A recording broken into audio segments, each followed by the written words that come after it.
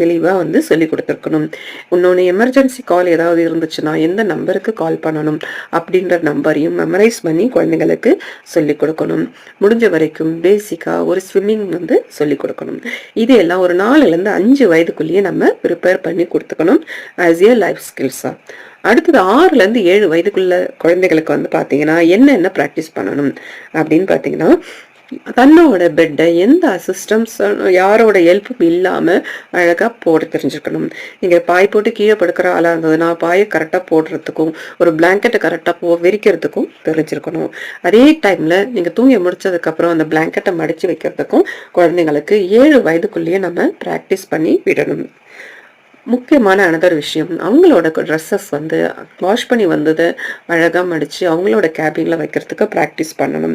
அதுக்கப்புறம் தன்னோட குளிக்கிறது பாத்தீங்கன்னா ஒரு 7 வயதுல இருந்தே தானா செல்ஃபா குளிக்கிறதுக்கு